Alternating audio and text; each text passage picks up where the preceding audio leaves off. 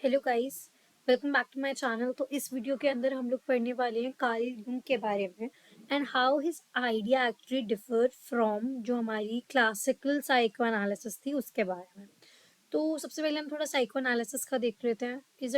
Is defined as a set of psychological theories and therapeutic methods which have their origin in the work of theories of Sigmund Freud. तो Freud के work में देखा जाता है primary इसका जो assumption था ऑफ जो हमारी साइको एनालिसिस है इज द ब्रीफ दैट जो हर एक इंसान होता है दे पोजेस अनकॉन्शियस थॉट। हम हर किसी के अंदर एक अनकॉन्शियस थॉट होते हैं, फीलिंग्स, डिजायर्स एंड मेमोरीज होती हैं। ओके, अब कुछ टेक्निक्स की बात की गई है साइको ये जो जो एनालिस्ट होते हैं ये यूज करते हैं various techniques as encouragement of the client develop insight into their behaviour. Insight लेते हैं and the meaning of symptoms, जो भी उसके उनके सिम्टम्स है। अभी जो कौन कौन सी टेक्निक्स होती हैं, रॉशार्क इंक ब्लॉट टेस्ट होता है। ठीक है, इसके अंदर क्या है कि जो ये रॉशार्क इंक ब्लॉट्स हैं ये इटसेल्फ डजंट मीन एनीथिंग, वो कुछ है नहीं, इट्स एम्बिगियस।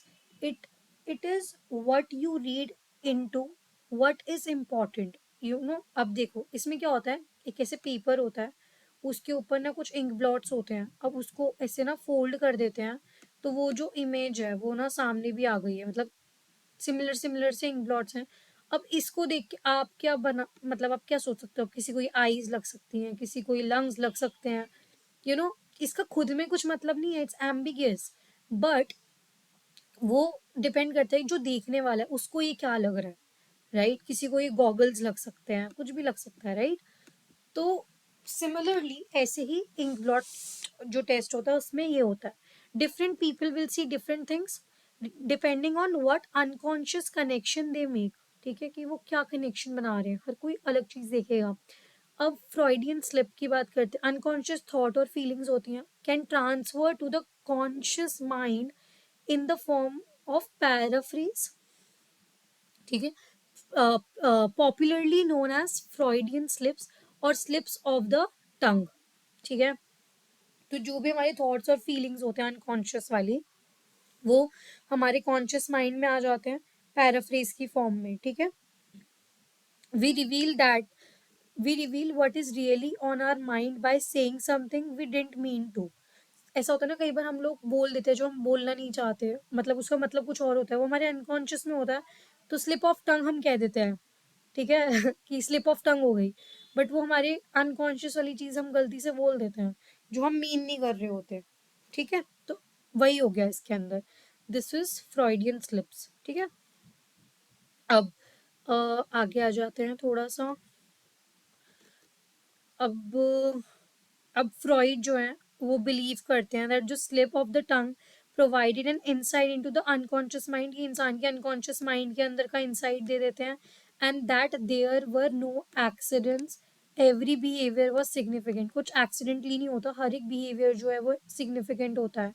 अब फ्री एसोसिएशन भी एक टेक्निक है। अब इसके अंदर क्या होता है, ये एक प्रैक्टिस है इन साइको एनालिसिस, जो एनालिटिक थ्योरी है इसके अंदर, इन विच जो पेशेंट है वो बोलता रहता है जो भी उसके दिमाग में आता है। ये जो टेक्निक है ये इन्वॉल्व करता है थेरेपिस्ट गिविंग अ वर्ड और आइडिया, मैंने कुछ बोला उसके रिलेटेड आपके दिमाग में जो भी आइडिया आ रहा है आप वो बोल रहे हो, and the patient immediately responds with the first word that comes to their mind. Right, ये गेम भी खेलते हैं ना हम लोग, first thing that comes to your mind. Suppose कुछ भी बोल दिया आपने, उससे रिलेटेड जो भी उनके दिमाग में आ रहा है जल्दी जल्दी बोलना है, तो उससे भी उनके अनकॉन्शियस माइंड के बारे में पता चलता है। फिर ड्रीम एनालिसिस, इसके अंदर क्या होता है, जो फ्रॉइड है उनके according, according to Freud, the analysis of dream is the very royal है, ये थोड़ा ना स्कैन ढंग से नहीं हुआ, is the royal road to the conscious sorry unconscious mind. तो ड्रीम एनालिसिस के थ्रू हम लोग अनकॉन्शियस माइंड के बारे में जान सकते हैं। He argued that the conscious mind is like a censor, वो सेंसर होता है। ठीक है, but it is less vigilant when you are asleep. ठीक है, अब ठीक है, जो हमारे रिप्रेस्ड आइडियाज होते हैं वो उस वक्त आते हैं जब हम लोग सो रहे होते हैं, है ना? तो though what we remember may will have been altered during the dream process. ठीक है, जो चीज़ हमें याद रहती है वो भी आ जाते हैं, तो वो भी ड्रीम्स में जो हमारे अनकॉन्शियस थॉट ही नहीं होते, जो चीज़ें हमें याद रह जाती हैं वो भी होता है। अब बेसिक अजम्पशंस क्या थी, वो साइकोएनालिटिक साइकोलॉजिस्ट जो होते थे उन्होंने साइकोलॉजिकल प्रॉब्लम्स को as rooted in the unconscious mind देखा था, और manifest symptoms are caused by latent you know disturbance. और ट्रीटमेंट जो है focuses on bringing the repressed conflict, जो रिप्रेस्ड हो रखा है उसको कॉन्शियसनेस में लाना, जो क्लाइंट है वो उससे ताकि डील कर पाए। अब इसके लिमिटेशंस भी थे, ठीक है, जैसे कि inaccurate inadequate conceptualisation of the experiences of a women था। अब इसमें थ्योरी ओवर एम्फेसाइज करती थी role of sexuality in human psychological development में। फ्रॉइड का जो हाइपोथेसिस थी नाइदर वेरीफाइबल थी, ठीक है, और मतलब वेरीफाइबल ऑन और फॉल्सेबल, ठीक है। अब आ गए हम मेन जो हमारा टॉपिक है, कार्ल यूंग के बारे में। अब कार्ल यूंग क्या थे, ये एक अर्ली सपोर्टर थे फ्रॉइड के वर्क पे because of their shared interest in unconscious, मतलब अनकॉन्शियस में, आई एम सॉरी थोड़ा ब्लर्ड है ये, कि उनका शेयर्ड इंटरेस्ट था किसमें, अनकॉन्शियस को लेकर। मोस्ट ऑफ जो यूंग का जो असम्पशन थी, ठीक है, of his analytical psychology reflects his theoretical difference with Freud। उनका डिफरेंस कहाँ पे था, उनकी जो जो उनकी थ्योरी थी बेसिकली उसमें डिफरेंस था, क्योंकि दोनों कॉन्शियस मतलब जो हमारा अनकॉन्शियस माइंड है उसको तो सपोर्ट करते थे कि भाई उधर भी कोई वो होता है, क्या कहते हैं, कोई इनकॉन्ग्रुएंस है या कोई डिस्टर्बेंस है तो उससे हो रहा है। अब early life of Carl Jung की हम देखते हैं, तो Carl Gustav Jung was born in 26 January, ठीक है, 26 जनवरी में कैसविक नाम की जगह पे ही वाज बॉर्न, ठीक है। ये क्या थे, son of a philologist physiologist sorry physiologist and एक मिनट एंड अ पास्टर, ठीक है। अब he was surrounded by a fairly well educated family, बहुत एजुकेटेड फैमिली थी। उनका जो करियर था, उनकी जो करियर चॉइस थी वो आर्कियोलॉजी, वो आर्कियोलॉजिस्ट बनना चाहते थे। He went on, to study medicine at the University of Basel, while while working under the famous neurologist, he settled on psychiatric, फिर वो साइकेट्री में आ गए as his career.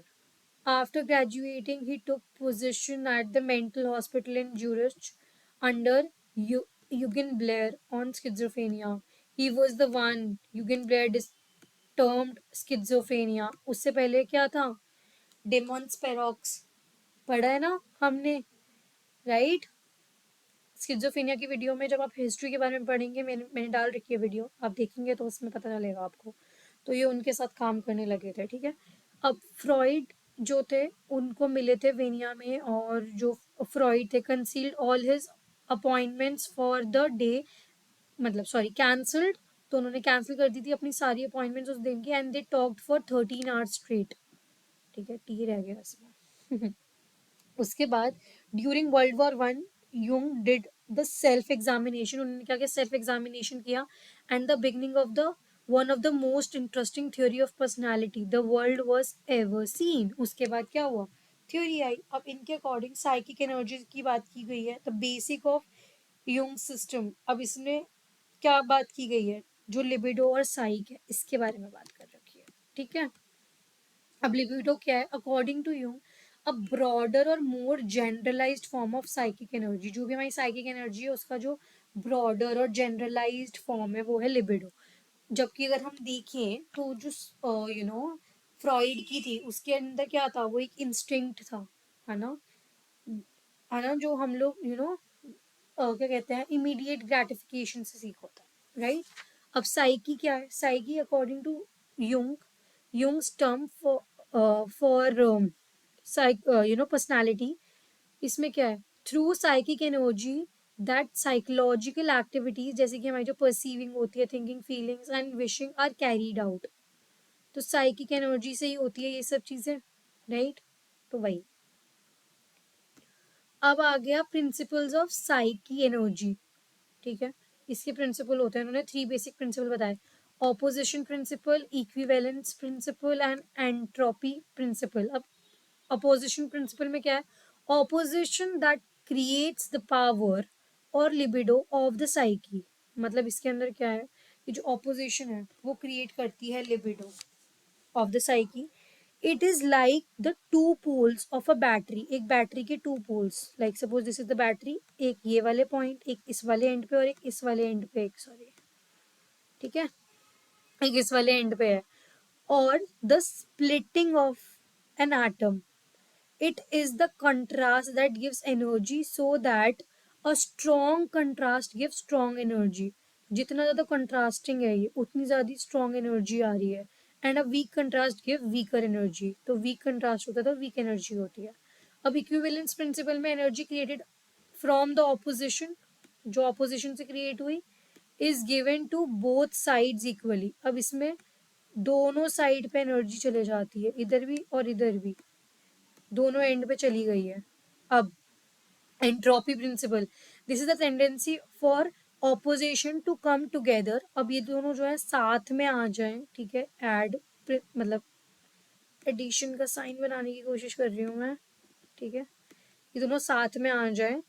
So and so for energy to decrease over person's lifetime, ठीक है, opposition to come together, opposition साथ में आ जाए, and so for energy to decrease over person's life time.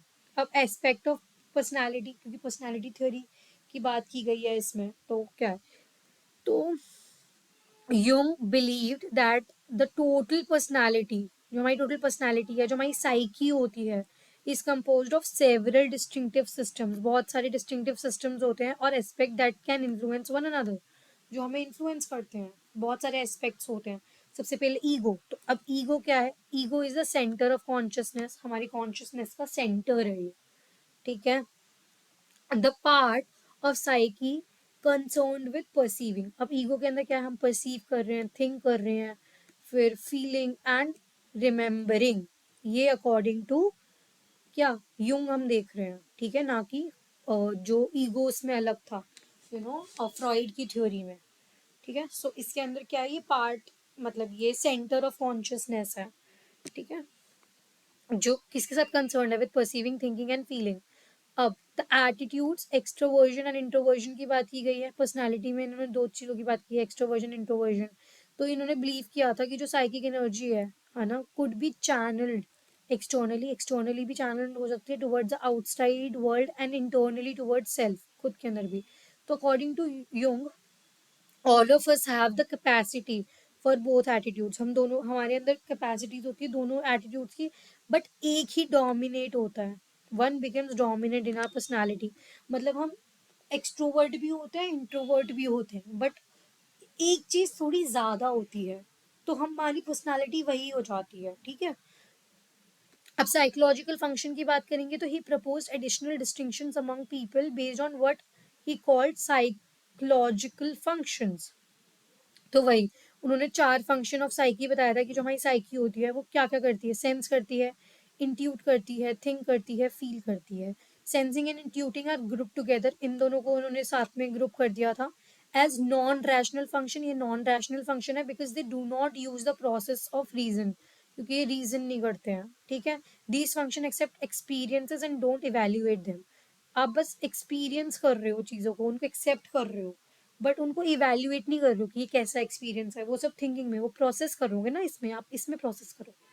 तो the second pair of opposing functions, thinking and feeling, अब ये दोनों अपोजिंग फंक्शंस है, ठीक है, ये क्या है, रैशनल फंक्शंस है, ये है रैशनल फंक्शंस, और ये नॉन रैशनल फंक्शंस थे that involve making judgement and evaluation, तो उसमें जजमेंट बना रहे हो, इवेल्युएशन कर रहे हो अबाउट आर एक्सपीरियंसेस, जो भी हमारे एक्सपीरियंसेस हैं। अब इसमें चौथा आ जाता है साइकोलॉजिकल टाइप्स। अब इसमें क्या है, इन्होंने प्रपोज किया था 8 psychological types based on the interaction of two attitudes, दो एटीट्यूड्स एंड 4 फंक्शंस। अब जो ये 4 फंक्शंस हैं और ये जो दो, कहाँ गए, ये जो दो हमारे हैं इनको मिक्स करके अब 8 हैं। तो अगर आप देखोगे तो ये 4 ऊपर वाले एक्सट्रोवर्टेड हैं, एक्सट्रोवर्ट एक्सट्रोवर्ट लिख दो, और 4 इंट्रोवर्ट इंट्रोवर्ट। अब ये चारों जो ऊपर थे उनको वापस लिख दो, thinking feeling sensing intuiting, thinking feeling sensing और इंट्यूटिंग। अब इन सब का मिक्सचर, तो एक तरह से ना इन्होंने एक ऐसा एक एंड बना दिया था, ऐसे स्टार टाइप बना दिया था, सॉरी, ठीक है, हर एंड पे सब चीजें हैं, समझ रहे हो। अब सपोज एक्सट्रोवर्टेड थिंकिंग है, तो इसमें क्या होता है, लॉजिकल होता है इंसान, ऑब्जेक्टिव होता है, ठीक है, वही सब। अब इसमें अब देखो डॉगमेटिक होता है, अब इसमें एक्सट्रोवर्टेड फीलिंग होगी, ठीक है, फीलिंग वैसे ज्यादा है, एक्सट्रोवर्टेड है, तो इमोशनल, सेंसिटिव, सोशलेबल होगा। अगर सेंस जो है वो एक्सट्रोवर्टेड है तो आउटगोइंग, प्लेजर सीकिंग, अडेप्टेबल, ठीक है। अब एक्सट्रोवर्टेड इंट्यूटिंग हो गया तो क्रिएटिव होगा, एबल टू मोटिवेट अदर्स, दूसरों को मोटिवेट कर पाएगा।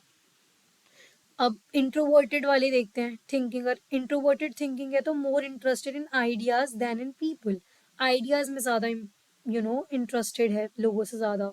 अगर आप सिमिलरली एक्सट्रोवर्ट में देख रहे तो ये क्या है, लॉजिकल, ऑब्जेक्टिव, डोमेटिक। अब इंट्रोवर्टेड फीलिंग में वही रिजर्व्ड, ठीक है, ये सब हम देखेंगे। सेंसिंग में आउटवर्डली डिटैच्ड, इंट्यूटिंग में concern with unconscious more than everyday reality. अब आ जाता है द पर्सनल अनकॉन्शियसनेस के बारे में और कलेक्टिव अनकॉन्शियसनेस के बारे में। तो जो यूंग का जो आइडिया था वो personal unconscious is comparable to the unconscious that Freud and other psychoanalysts give, ठीक है, इनका जो आइडिया है अनकॉन्शियस को लेके वो बहुत कंपेरेबल है।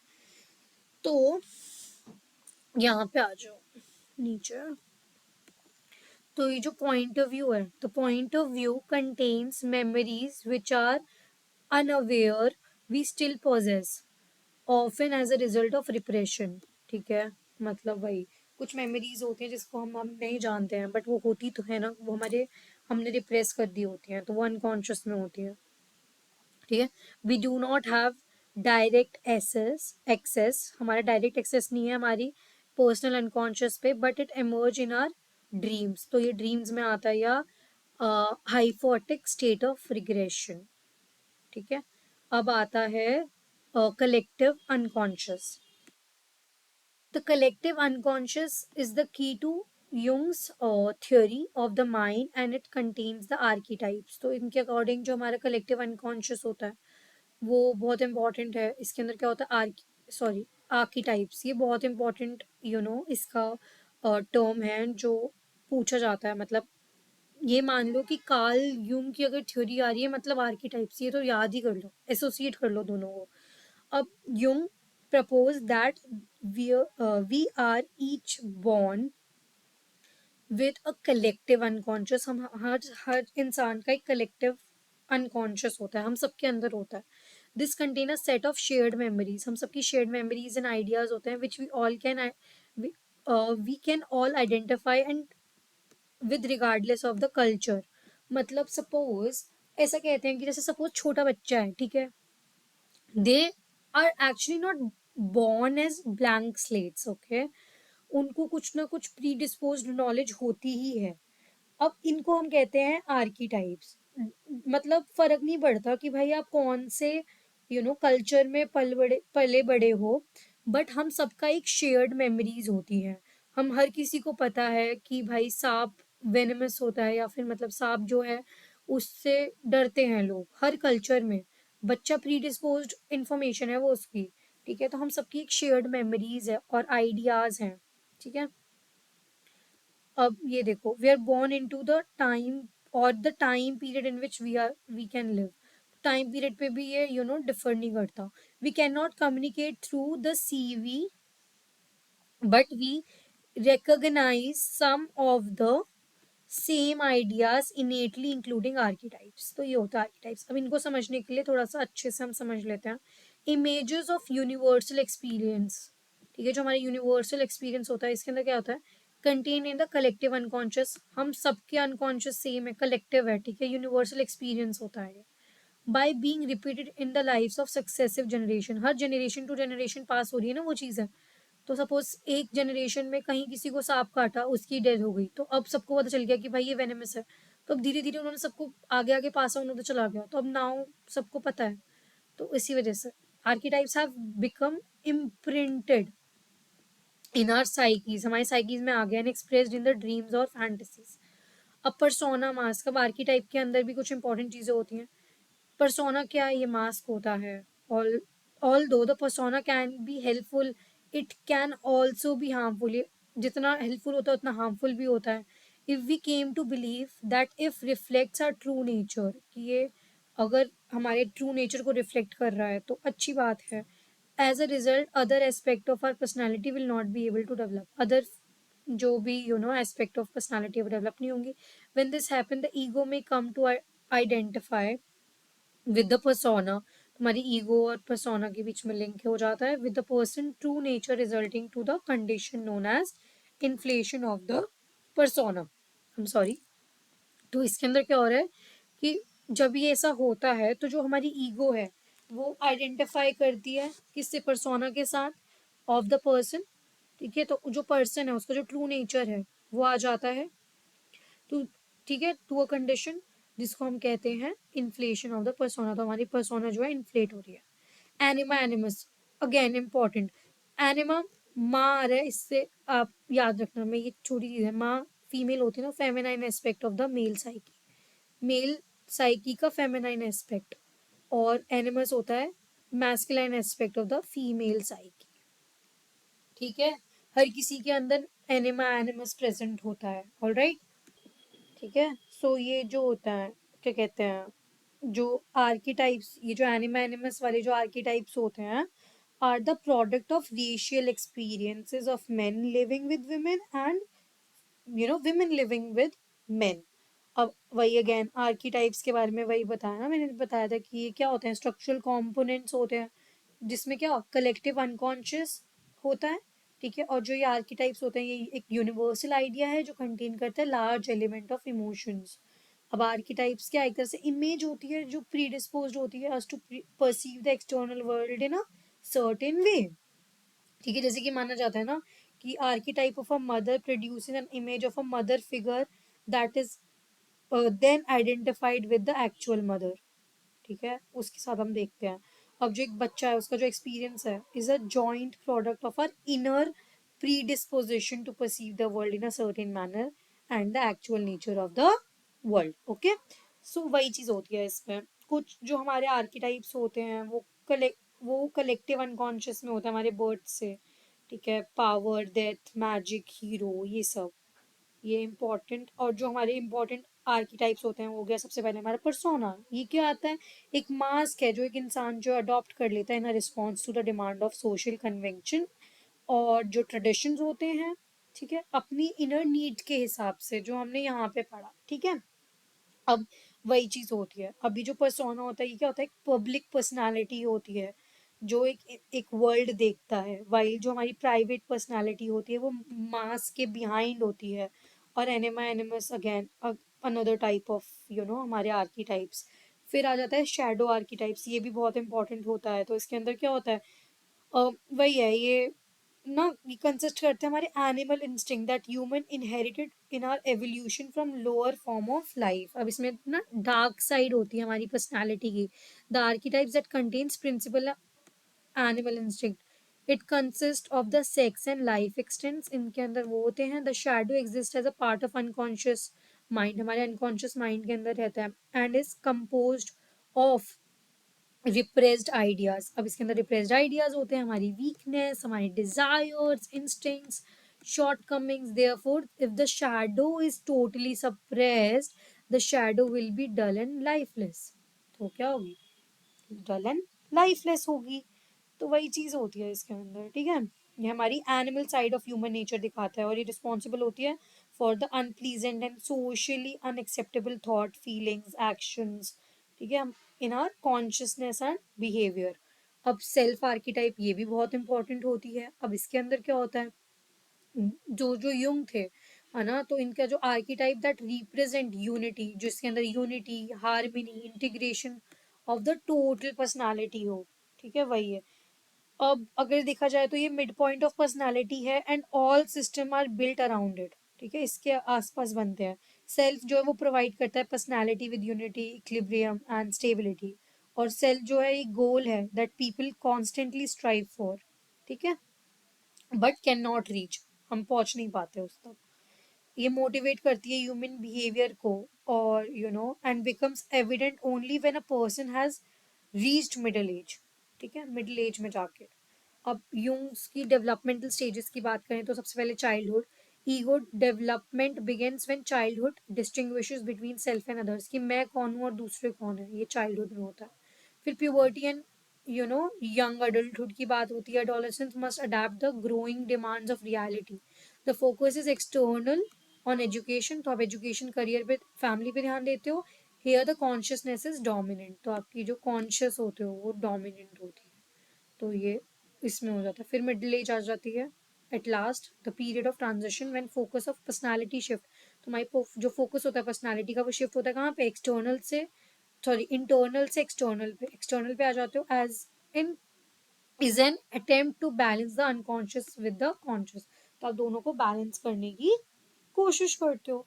अब ये अगेन एक इम्पॉर्टेंट टॉपिक है, इंडिविजुएशन. अब इसके अंदर क्या होती है, मतलब इसके अंदर क्या होता है, ये प्रोसेस है पहले बात तो. According to you, individuation involves becoming an individuals fulfilling one capacity, अपनी आप जो कैपेसिटी है उसको फुलफिल कर रहे हो एंड डेवलप कर रहे हो सेल्फ को. It involves the integration of unconscious and conscious part of personality, हमारे इंटीग्रेशन हो रहा है conscious and unconscious part of personality का. ठीक है, तो जो टेंडेंसी है ऑफ इंडिविजुएशन इज इनेट, इनेट होती है एंड इज एक second, however it can be hindered by environment, तो environment इसको हिंडर कर सकता है. confronting the unconscious सबसे पहला पॉइंट है इसमें कि आपको अपने अनकॉन्शियस को कन्फ्रंट करना है. अब जो परसोना होता है वी मस्ट रिकॉग्नाइज्ड डीथ्रोन्ड, ठीक है, हमें रिकॉग्नाइज करना चाहिए दैट आर पब्लिक पर्सनालिटी, कि जो ये पर्सोना क्या है हमारी पब्लिक पर्सनालिटी है, may not represent our true nature, ये हमारा ट्रू नेचर नहीं है. This stage involves accepting the genuine self, अपने को जेन्युइन सेल्फ को एक्सेप्ट करना that the persona have been covering, जो पर्सोना कवर कर रहा है. ठीक है, हम दूसरों के सामने बहुत स्वीट बन सकते हैं बट डीप डाउन हमारी शैडो सेल्फ भी तो होती है, वो बताती है कि एक्चुअल में आप क्या हो. ठीक है, तो आपको उसको एक्सेप्ट करना है.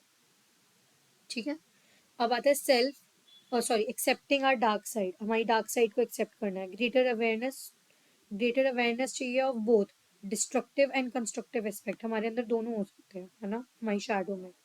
तो आपको उसको एक्सेप्ट करना है, एक्सेप्टिंग हमारे एनिमा और एनिमस को. ठीक है, कि अगर हर किसी के अंदर होता है राइट, हमारे अंदर एक फीमेल एस्पेक्ट भी होता है जो बहुत नर्चरिंग होता है, केयरिंग होता है. एक मेल भी होता है जो बहुत थोड़ा अथॉरिटेटिव होता है या फिर सेल्फ रिलायंट होता है, राइट. अब ट्रांसेंड, इसमें क्या होता है, ये एक इनेट टेंडेंसी है टुवर्ड यूनिटी और होलनेस इन द पर्सनालिटी. ठीक है, अब लिमिटेशंस देखते हैं. Introversion and extroversion are not related, ये रिलेटेड नहीं है. नॉट जनरलाइज्ड, ठीक है. अब ये इसकी लिमिटेशंस थी जो यूंग की जो यू you know, ये थी थ्योरी, इसको जनरलाइज नहीं कर सकते हम, डिपेंड्स. अब इन दोनों में फ्रॉइड और यूंग में क्या डिफरेंस था उसके ऊपर हम देखते हैं कि क्या क्या था. आई नो ये वीडियो थोड़ी बड़ी हो रही है बट हम लोग एकदम इन डिटेल पढ़ रहे हैं राइट. तो कैरेक्टरिस्टिक्स की बात करें तो कॉन्शियस माइंड की बात करते हैं सबसे पहले. कॉन्शियस माइंड में कॉन्शियस माइंड यहाँ पे एक्टिवली सप्रेसेस आर डिजायर, ये हमारे डिजायर को सप्रेस करता है. यहाँ पे जो कॉन्शियस माइंड है कंस्ट्रक्टिवली नेगोशिएट आर इमोशंस. ठीक है, हमारे इमोशन को नेगोशिएट करता है कॉन्शियस माइंड. अब यहाँ पे अनकॉन्शियस माइंड जो है ड्रिवन बाय सेक्स और लिबिडो की बात की है, यहाँ पे एंड एग्रेशन की बात की है. एक्सपीरियंस इन्फ्लुएंस्ड बाय हमारे जो लिविंग एक्सपीरियंसेस होते हैं. ड्रीम्स की बात करें तो ये मैनिफेस्टेशन है ऑफ ह्यूमन के इनर मोस्ट डिजायर, जो हमारे सबसे अंदर जो डिजायर्स होते हैं उसको बताते हैं. जबकि यहाँ पे dreams can reflect our many different aspect of life, बहुत सारे एस्पेक्ट ऑफ लाइफ दिखाता है. अब ट्रांसफरेंस देखें तो रिक्वायर्स हायरार्किकल रिलेशनशिप होता है, रिक्वायर्स लेवल्ड म्यूचुअल रिलेशनशिप्स होते हैं इसके अंदर. हम सॉरी अगेन ये थोड़ा ना ढंग से वो नहीं है, स्कैंड नहीं है, तो मैं इसे बता देती हूँ आपको. तो अब आएगा understanding of science.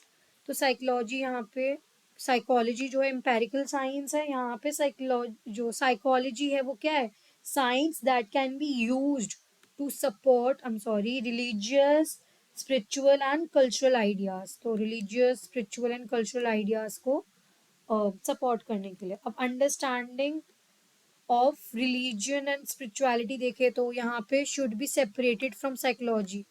And research, इनको अलग ही रखना चाहिए according to Freud. Whereas जो जो युंग है, उनके अकॉर्डिंग जो है रिलीजन और स्पिरिचुअलिटी जो है इसेंशियल पार्ट है ऑफ डेवलपिंग ह्यूमन की जो साइकी होती है। अब प्रैक्टिसिंग साइकोलॉजी में बात की जाए तो फ्रीक्वेंटली सीइंग हिज पेशेंट, ये चाहते थे कि 6 सेशन तो हो ही एक हफ्ते में, और यहाँ पे ट्वाइस अ मंथ, ठीक है, पेशेंट को देखा जाए। अब असेसमेंट की बात की जाए तो इसमें वर्ड एसोसिएशन होता है। अब इसमें क्या है, द वर्ड एसोसिएशन टेस्ट में क्या होता है, इन विच अ सब्जेक्ट, ठीक है, जो सब्जेक्ट होता है वो रिस्पॉन्स करता है टू अ स्टिमुलस वर्ड, जो एक स्टिमुलस वर्ड मिला, with whatever words comes immediately to the mind has become a you know standard laboratory and clinical tool in psychology. Again वही इसमें भी हमने स्टार्टिंग में देखा था ना, फ्री एसोसिएशन में भी वही वही हो रहा था, यहाँ पे वर्ड एसोसिएशन हो रहा है। अब सिम्टम एनालिसिस, इसमें क्या होता है कि it focus on the symptoms reported, जो सिम्टम्स वो बता रहे हैं by the patient, and is based on the you know based किस पे होता है, पर्सन के फ्री एसोसिएशन पे, उस सिम्टम्स के। अब ड्रीम एनालिसिस, अगेन उधर भी ड्रीम एनालिसिस होता था। तो ये बिलीव करते हैं कि it's a technique you know involving the interpretation of dreams, की इंटरप्रेट करो जो उनके ड्रीम्स है, टू अनकवर अनकॉन्शियस कन्फ्लिक्ट्स, ठीक है। अब आता है the Myers Briggs type indicator, ये भी एक और असेसमेंट टूल है। अब इसके अंदर क्या है कि ये एक असेसमेंट इंस्ट्रूमेंट है रिलेटेड टू ये जो यूंग्स का जो यंग का जो पर्सनालिटी थ्योरी थी, ठीक है, एंड ये जो MBI, ये जो TI है, ये क्या है, एक असेसमेंट टेस्ट है, ठीक है, दैट बेस्ड ऑन किस पे, इनके psychological types and the attitudes of introversion and extroversion.